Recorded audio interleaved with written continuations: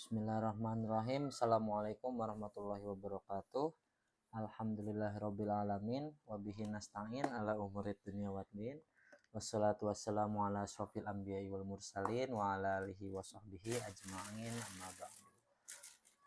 Pertama-tama mari kita panjatkan puji serta syukur kehadirat Allah Subhanahu wa taala yang karena rahmat dan hidayatnya kita masih bisa beraktivitas selayaknya manusia biasanya.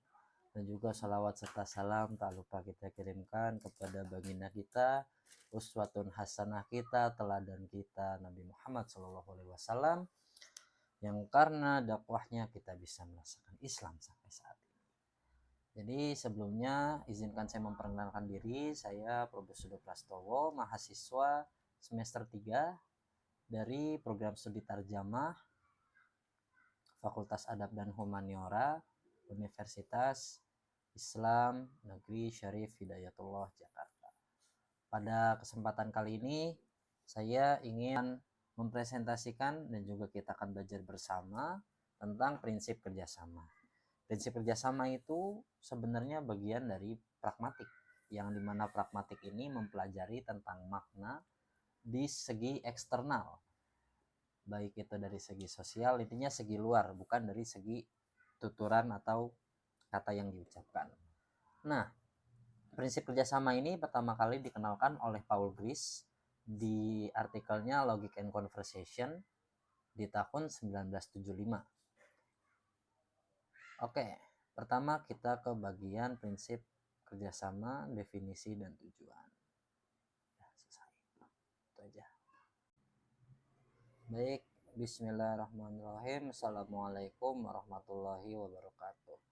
Jadi pada kesempatan kali ini kita akan mempelajari tentang prinsip kerjasama dalam dalam bidang pengantar linguistik Arab. Sebelum kita masuk ke prinsip kerjasama, kita perlu mengetahui bahwa pengantar linguistik Arab ini ya sama dengan pembelajaran linguistik yang lain, namun kita memfokuskan pada bahasa Arab atau ya segala tentang aspeknya dari bahasa Arab itu sendiri. Oke, pragmatik. Prinsip kerjasama ini adalah bagian apa itu prinsip kerjasama? Prinsip kerjasama adalah kaidah-kaidah yang mengatur ucapan penutur. Kaidah ini menghubungkan antara penutur dan mitra tutur dalam percakapan. Jadi prinsip kerjasama ini bukan hanya dari satu sisi, tapi juga dari sisi yang lain. Jadi bukan cuma satu arah, tapi juga dua arah antara kita, orang yang berbicara, dan juga lawan bicara kita. Prinsip ini tujuannya supaya percakapan dapat berjalan lancar dan menghindari terhambatnya informasi dan berbagai kejanggalan. Kejanggalan yang dimaksud seperti apa? Ya seperti ambigu, tidak tersampainya informasi, dan juga yang lain. Nah, dalam prinsip kerjasama ini ada yang namanya maksim. Maksim itu ada 4, maksim kuantitas, kualitas, relevansi, dan juga cara. Yang pertama kita akan membahas tentang maksim kuantitas. Maksim kuantitas ini berisi bahwa kita harus berbicara secara tidak berlebihan dan memberikan informasi secukupnya sesuai dengan apa yang diminta dari lawan bicara kita. Semisal lawan bicara kita bertanya tentang satu hal, ya kita harus memberikan informasi itu dan tidak melebihi dari informasi yang dibutuhkan. Nah, contohnya gimana? Contohnya di sini ada saya ngambil dari kitab Al-Qiraah Ar-Rasyidah bab kedua, bagian kedua. Di sini judulnya Tho'iroh. Nah, di sini ada percakapan tentang dua anak, yang satu namanya Jamil, yang satu namanya Kamil. Di sini Jamil berkata, "Ma hadza sautul lazi nasma'uhul an ya Kamil?" Kamil menjawab, "Innahu sautun tho'iroh. Innahu sautu tho'iroh ya Jamil." Jamil berkata, "Suara apa yang kita dengar sekarang, Kamil?" Kamil menjawab, "Itu suara pesawat."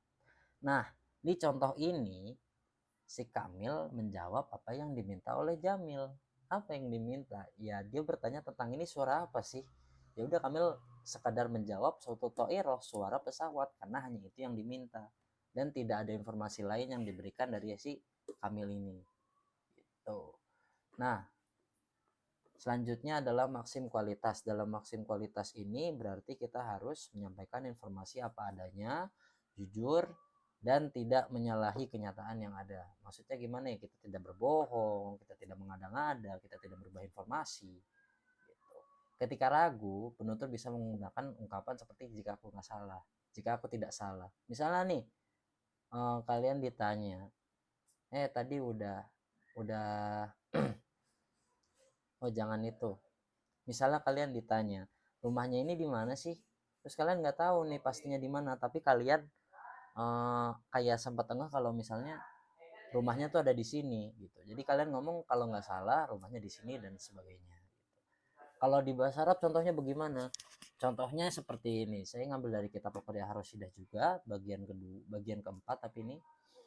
Jadi di sini ada cerita tentang anak dan seorang anak yang ngadu ke Rasul kalau misalnya hartanya ini diambil oleh bapaknya gitu.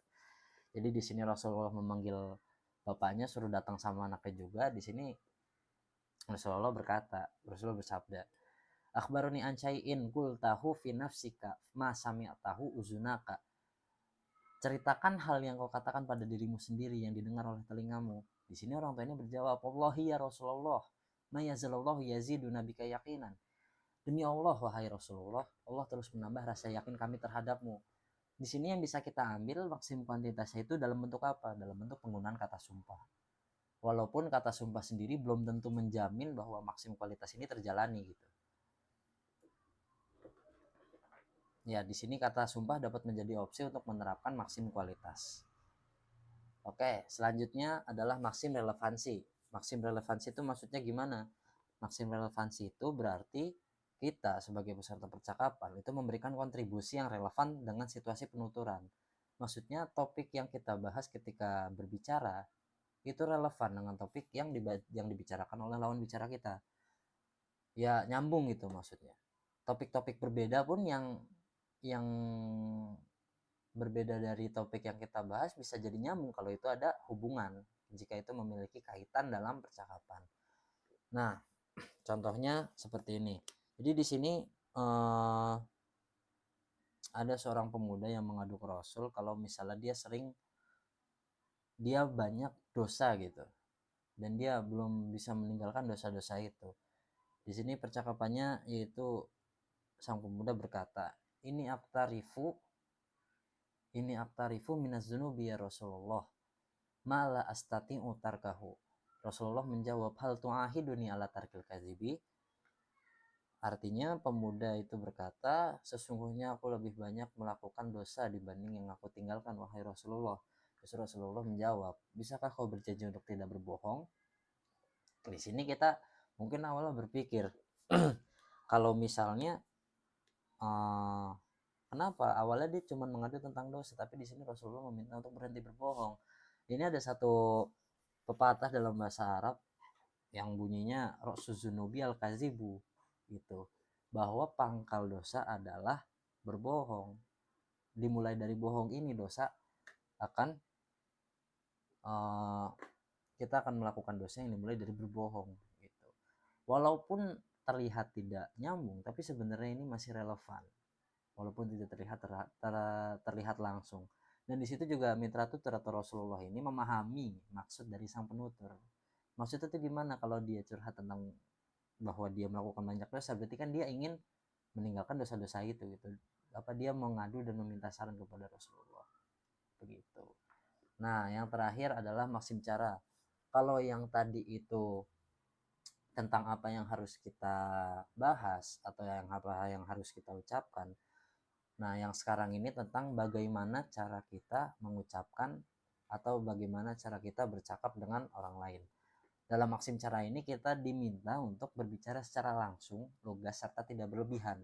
Maksudnya lugas itu adalah jelas, tidak ambigu. Gitu. Pelanggaran terhadap maksim percakapan akan menimbulkan kesan janggal. Ya, misalnya kalau kita ngomong dengan orang lain setengah-setengah, pasti orang lain belum tentu memahami maksud kita gitu. Nah, dalam bahasa Arab contohnya adalah tentang ini percakapan antara dua orang. Yang pertama adalah tuan atau orang kaya lah bahasanya, dan juga gulamun fakir, anak kecil yang fakir. Di sini Jadi ceritanya anak kecil ini menemukan uang milik Said ini yang terjatuh gitu. Sang Said ini tentu kagum dengan perbuatan anak kecil ini. Said ini berkata, atau hebu ya bunayya antakuna muka afatuka minni ala amanatika an u'tika nuku dan adalah keamalan. Maukah kamu menerima hadiah dariku atas kejujuranmu? Mau kau berikan dirimu uang atau kau carikan pekerjaan? Di situ anak yang fakir menjawab, pekerjaan saja Tuan, untuk mencari nafkah. Itu lebih baik dari uang yang kuambil dan itu pasti cepat habis walaupun aku masih membutuhkannya. Di sini anak yang fakir berbicara secara lugas, secara langsung dan juga jelas bahwa yang ia minta adalah pekerjaan. Jadi juga memberikan penjelasan lebih kenapa dia memilih untuk mengambil pekerjaan daripada uang. Di sini kalimat yang disampaikan itu langsung dan lugas dan juga penutur tidak mengucapkan kata atau kalimat yang ambigu gitu. Ambigu itu maksudnya memiliki makna ganda. Nah, mungkin hanya ini yang dapat saya sampaikan. Kurang lebihnya mohon dimaafkan. Semoga di lain waktu kita bisa belajar lebih banyak hal lagi dan juga semoga Allah memudahkan kita dalam belajar. Wallahul muwaffiq ila aqwamit thoriq. Wassalamualaikum warahmatullahi wabarakatuh.